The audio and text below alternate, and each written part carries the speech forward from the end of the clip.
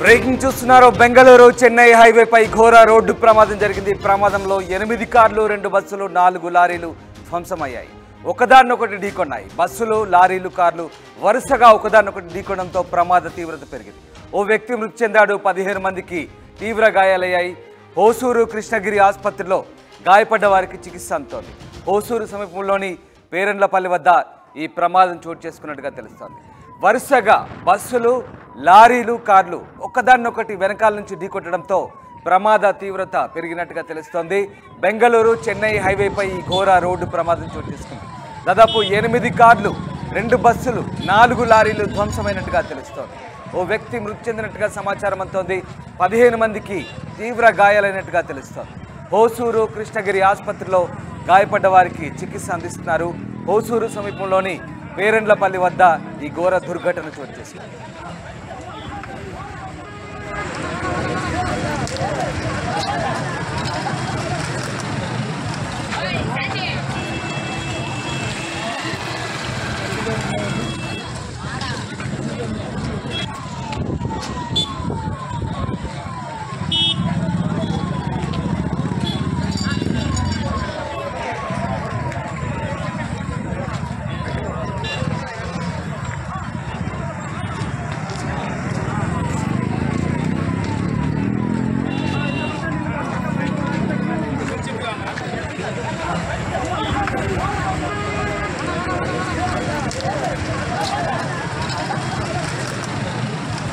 హైవేపై బీభత్సం చోటు చేసుకుంది. మీరు చూస్తున్న దృశ్యాలు బెంగళూరు చెన్నై హైవేపై జరిగిన రోడ్డు ప్రమాదానికి సంబంధించినవి. వరుసగా 8 కార్లు, 2 బస్సులు, 4 లారీలు ధ్వంసమయ్యాయి.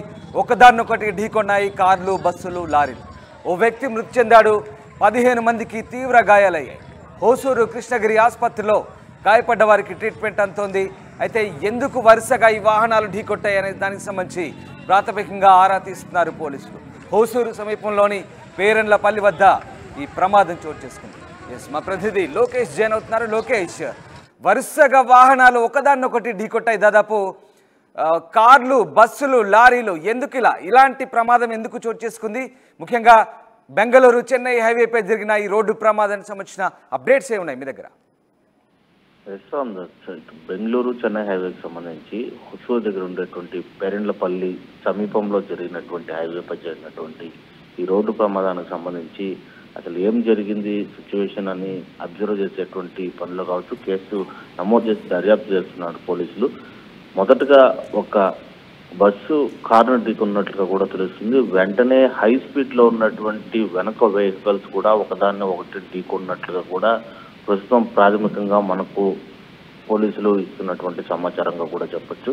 మొదటగా ఒక కారును ఢీకొన్నటువంటి బస్సు, అనంతరం వెనుకలో వస్తున్నటువంటి లారీలు కావచ్చు, ఇతరత్ర కార్లు కావచ్చు, అదేవిధంగా బస్సులు కావచ్చు, ఒకదాన్ని ఒకటి ఢీకొట్టినటువంటి పరిస్థితి ఉంది. ఒక కార్ పూర్తిగా టాపే లేకుండా ఎయిర్ బెలూన్స్ కూడా ఓపెన్ అయినటువంటి విజువల్స్ ని, అదేవిధంగా ఫొటోస్ ని కూడా మనం స్క్రీన్ పైన చూడొచ్చు. అయితే ఈ ఘటనకు సంబంధించి ఒక వ్యక్తి స్పాట్ లోనే మృతి చెందగా దాదాపు 15 మంది ప్రయాణికుల వరకు కూడా తీవ్ర గాయాల పాలైనటువంటి పరిస్థితి ఉంది. పాక్షికంగా మైనర్ గా గాయపడినటువంటి వారి సంఖ్య కూడా దాదాపు ఇంకా 10 మందికి పైగా ఉన్నట్లు కూడా పోలీసులు చెప్తున్నటువంటి పరిస్థితి.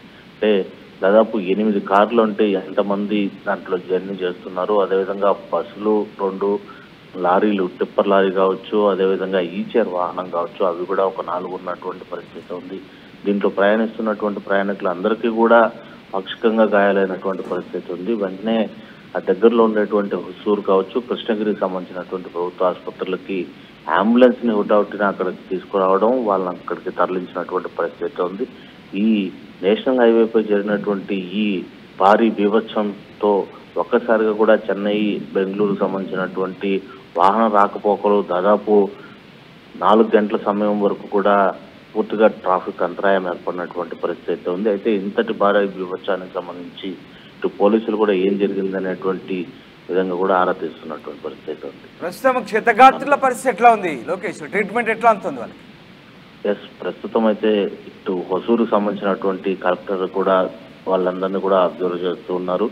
ఎక్కడికక్కడ మంచి వైద్యం అందించడమే కాకుండా మెరుగైన వైద్యం కోసం ప్రైవేట్ ఆసుపత్రులు కూడా షిఫ్ట్ చేసేటువంటి పరిస్థితి ఉంది. అయితే ఈ భారీ విభత్సం ప్రమాదంలో ఒక వ్యక్తి మాత్రమే ప్రాణాలు కోల్పోవడంతో మిగిలిన వాళ్ళందరూ కూడా కేవలం తీవ్ర గాయాలైనటువంటి 12 మందికి కూడా మెరుగైన వైద్యం అందిస్తున్నారు. మరికొంతమందికి మైనర్గా జరిగినటువంటి గాయాలే కాబట్టి వాళ్ళని కూడా వైద్యం అందించి తిరిగి వాళ్ళ ఇళ్ళకి చేరవేసేటువంటి ప్రయత్నం చేస్తున్నారు. ఇక హైవే కూడా క్లియర్ చేశారు. మొత్తం వాహనాలను కూడా ఇటు కుక్లైనర్లతో తీసుకొని పక్కన పెట్టి ట్రాఫిక్ అంతరాయం లేకుండా కూడా యథావిధిగా వాహన రాకపోకలు జరుగుతాను కూడా అధికారులు అయితే మాత్రం అన్నదమారని చెప్పొచ్చు.